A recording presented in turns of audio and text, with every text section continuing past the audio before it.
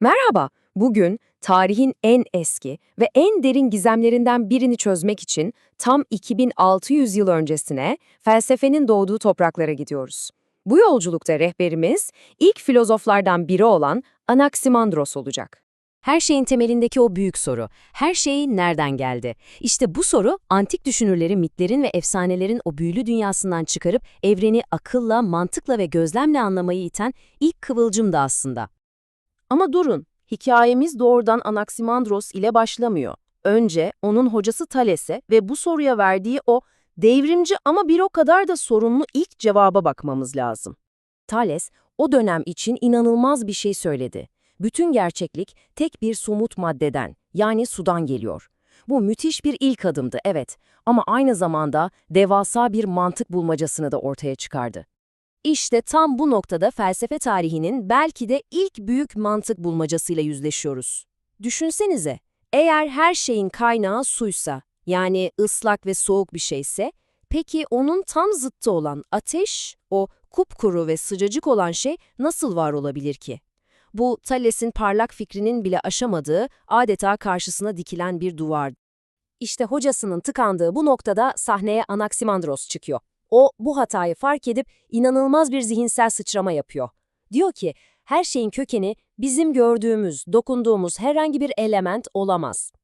Ve bunu ifade etmek için de felsefe tarihine geçecek bir kavram kullanıyor. Arke, yani her şeyin temelindeki o ilk, o ana ilke. Bu terimi bu anlamda kullanan ilk kişi de ta kendisi. Peki, neydi bu arke? Anaximandros'un cevabı tek kelimeyle dahiyaneydi. Apeiron. Yani sınırsız, tanımsız, belirsiz olan. Bu ne su, ne ateş, ne de hava. Bu hepsini içinde potansiyel olarak barındıran ama henüz hiçbiri olmayan o sonsuz kaynak. İşte bu düşünce kelimenin tam anlamıyla bir devrimdi. Düşünsenize, bir filozof ilk defa çıkıp diyor ki, evrenin temeli bizim gördüğümüz, dokunduğumuz bir şey değil, tamamen soyut, görünmez bir ilke.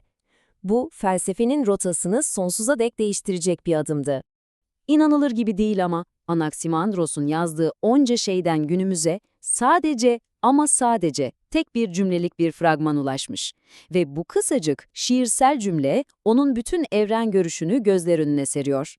Şimdi gelin 2600 yıldır felsefecileri büyülemeye devam eden bu tek cümleye biraz daha yakından bakalım. Çünkü Anaximandros'a göre evrenin sırrı tam da bu cümlenin içinde saklı. Dikkat ettiniz mi? Anaximandros, evreni fizik yasalarıyla değil, bambaşka bir dille anlatıyor. Adalet, adaletsizlik, bedel ödeme ve bütün bu sistemi yöneten yüce güç de bizzat zamanın kendisi. Bu adeta doğanın muhteşem bir dansı gibi, sıcaklık gibi bir element. Bir adaletsizlik yapıp kendi sınırlarını aşıyor, diyelim ki yaz geliyor, sonra soğukluk dengeyi sağlamak için ona karşılık veriyor, yani kış geliyor. Ve en sonunda zamanın düzeni dediği şey devreye giriyor ve her şeyi ait olduğu yere geri getiriyor. Hiçbir gücün sonsuza dek hükmedemediği, kendi kendini dengeleyen kozmik bir adalet sistemi bu. Harika değil mi? İyi ama bu kadar dengeli ve düzenli bir sistem, yani kozmos, nasıl oldu da Apeiron'un o tanımsız, o şekilsiz karışımından ortaya çıkabildi?